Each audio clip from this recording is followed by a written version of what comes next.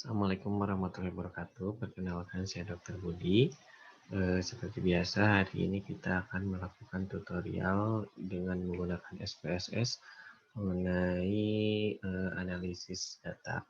Untuk topik kali ini kita akan melakukan analisis data yang berupa kategorikal data dengan bermacam studi desain yang sering digunakan.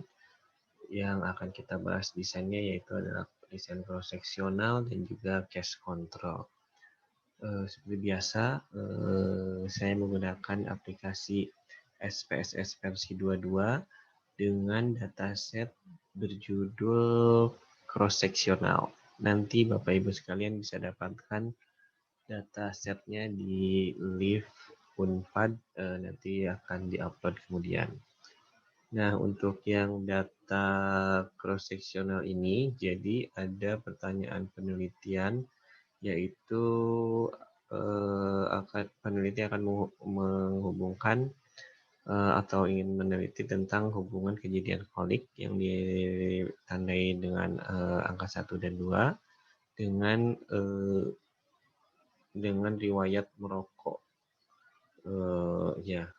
Jadi infant kolik dengan riwayat ibu merokok. Di sini untuk riwayat merokoknya ada dibagi menjadi tiga kategori, ada 1, 2, dan 3. Ini nanti berdasarkan riwayat ibunya. Ada yang tidak pernah merokok, ada yang merokok kurang dari 15 batang per hari, ataupun merokok antara 15 sampai 50 batang per hari.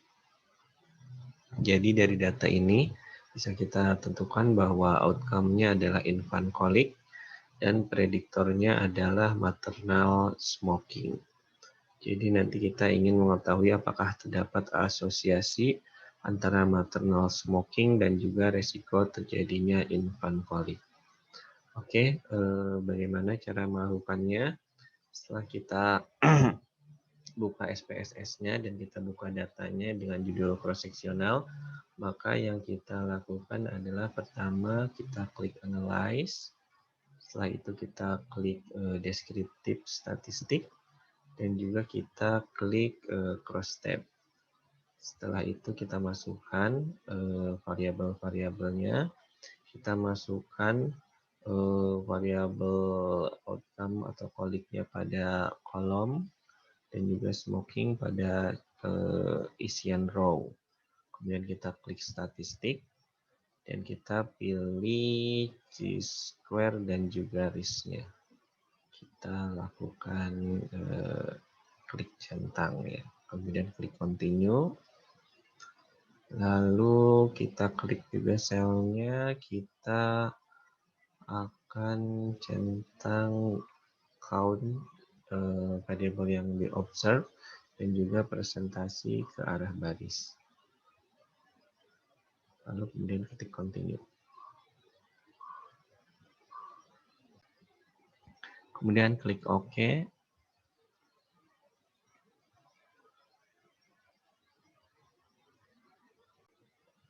Dan kemudian di bagian output akan terlihat hasilnya. Bisa kita lihat di sini Bapak Ibu sekalian bahwa ya di sini kita bagi kejadian kolik berdasarkan prediktornya, yaitu merokok ada yang tidak pernah, merokok antara 0 sampai 15 batang per hari, dan juga 15 sampai 50 batang per hari merokoknya ya. Di sini secara total prevalensi daripada infant colic yang prevalensi infant colic pada ibu-ibu yang merokok kurang lebih ada 4,7%, dengan jika kita bandingkan prevalence daripada kejadian infant colicnya pada ibu-ibu yang merokok dengan yang tidak merokok, prevalensinya lebih tinggi pada ibu-ibu yang merokok. Nah, ini nanti bisa jadi kita kita tampilkan pada hasil penelitian kita, dan juga bisa ditambahkan mengenai asosiasi antar variabelnya. Nah, di sini di bawah ada hasil chi-square. Di sini ada nilai derajat signifikansi levelnya dari variabel, tapi sayang sekali Bapak Ibu sekalian, karena prediktor kita ada tiga dibagi menjadi tiga, yaitu merokoknya yang tidak pernah merokok antara 0 sampai 15 batang per hari dan 15 sampai 50 batang per hari, maka odds ratio ataupun prevalence ratio-nya tidak bisa dihitung karena SPSS untuk perhitungan chi-square ini hanya bisa menghitung dengan menggunakan tabel 2x2, dan karena prediktornya ada 3 macam, jadi kita bisa lakukan perhitungan, kita pisah perhitungannya. Bagaimana caranya? Maka kita perlu tahap-tahap perhitungan seperti berikut. Jadi nanti kita akan bandingkan per prediktor. Jadi antara yang merokok dan juga yang merokok, yang tidak pernah merokok dibandingkan dengan merokok 0 sampai 15 batang per hari, dan juga yang tidak pernah merokok kita bandingkan juga dengan yang merokok antara 15 batang sampai 50 batang per hari. Kita lihat nanti kejadian infants, colic infants-nya. Tapi dari langkah yang awal ini kita bisa dapatkan prevalensi koliknya saja di antara kriteria atau prediktor respondennya yang merokok. Ya, seperti saya bilang sebelumnya, jadi kita akan memilah data antara yang tidak pernah merokok dengan merokok 15, kurang dari 15 batang per hari, dan juga yang tidak pernah merokok dengan yang merokok antara 15 sampai 50 batang per hari. Bagaimana caranya? Pertama kita klik transform, kemudian kita klik record into different variable. Kemudian kita akan merubah variabel smoking atau melakukan transformasi pada variabel smoking. Jadi kita bisa ketik menjadi smoking 1. Kemudian kita klik change. Dan kita set old and new variabelnya.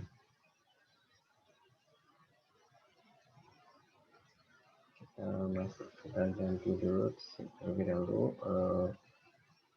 old variabel dan new variabelnya. Kita add.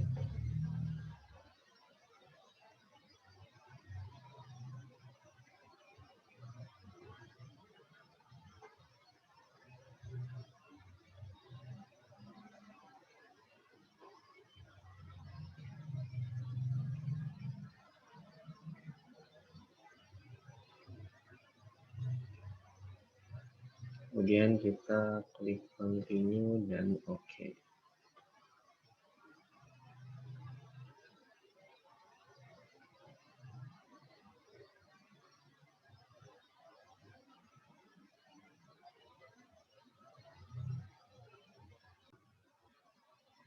Setelah kita lakukan transformasi data, maka sekarang ada satu variabel baru yang bernama smoking 1 yang sudah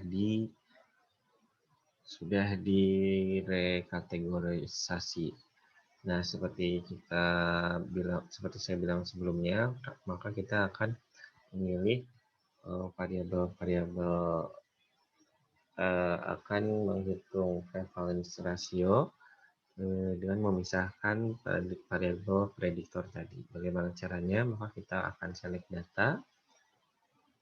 Caranya kita klik data, kemudian select cases, kemudian kita gunakan if condition, dan kita klik if-nya. Kita pada saat ini akan memilih data di mana data yang smoking 1 tidak sama dengan 1 akan tidak kita ikutkan terlebih dahulu.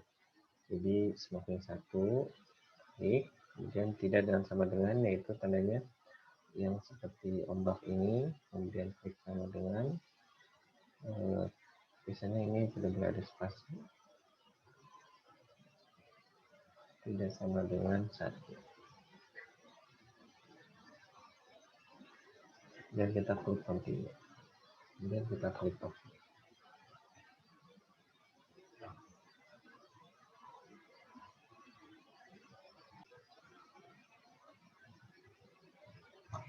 Bisa lihat Bapak Ibu sekalian, jadi nanti dengan filter data seperti ini, maka data smoking yang kategori 3 di awal akan tercoret dan tidak akan ikut dianalisis.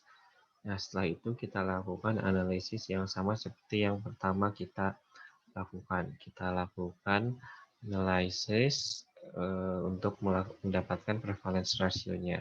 Klik analyze, kemudian descriptive statistik, kemudian kita pilih cross tab, kita pilih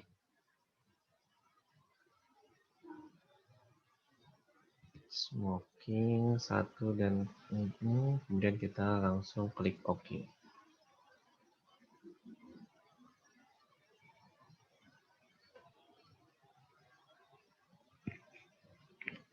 Setelah klik OK, bisa Bapak Ibu lihat sekalian, jadi untuk yang analisis kedua ini pada variabel prediktornya hanya terdapat 2 kategori, yaitu never dan less than 15 cigarette, di mana yang merokok antara 15 sampai 50 batang per hari tidak diikutkan. Dan di sini bisa dilihat bahwa prevalensi pada prevalensi kolik, infant kolik pada responden di mana ibunya merokok dan tidak merokok adalah sebesar seperti ini, 4,3% dan 5,7%. Di sini juga terdapat hasil level signifikansi levelnya berdasarkan tes chi-square yaitu 0,174 dan juga didapatkan confidence interval confidence intervalnya antara 0,49 sampai 1,138.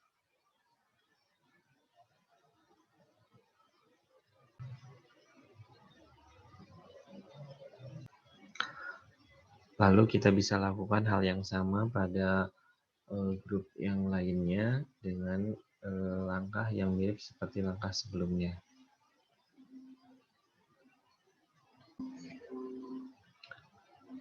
Namun sebelum melakukan langkah berikutnya, jangan lupa kita harus select seluruh data terlebih dahulu dengan cara klik data, kemudian select case, dan kita klik all case terlebih dahulu.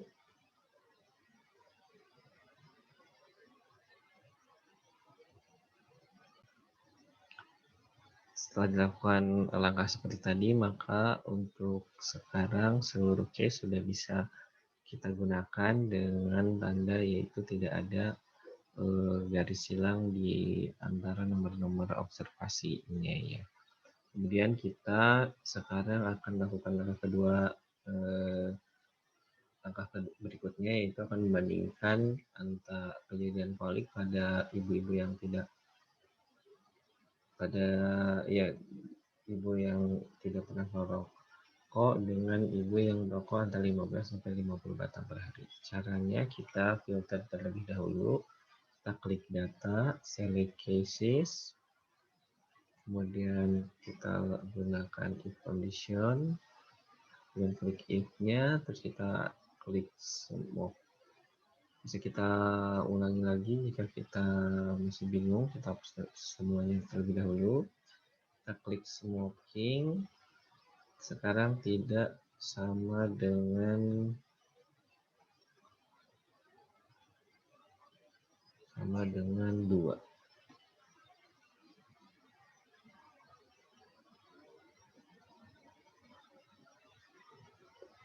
Kemudian kita klik continue. Kemudian kita klik OK.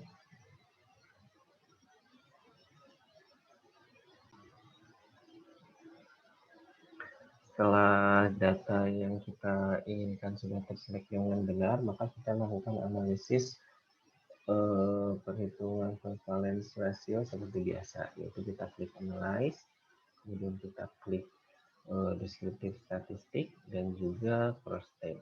Kemudian kita klik OK. Kalau tadi sudah diklik semuanya, kita tinggal lakukan klik OK saja. Maka di bagian output bisa kita lihat di sini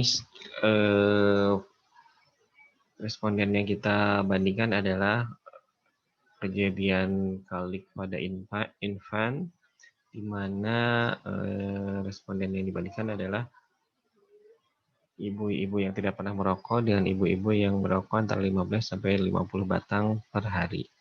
Dengan prevalensinya 4,3% dan juga 8,2%. Di sini juga didapatkan hasil level signifikansi levelnya 0,013 dan juga didapatkan hasil confidence intervalnya di sini. Ya, jadi itu nanti mungkin hasil yang bisa Bapak Ibu sampaikan pada hasil penelitian, di mana untuk desain preval cross-sectional ini, hasil yang kita hitung dengan menggunakan SPSS ini adalah hasil prevalence ratio.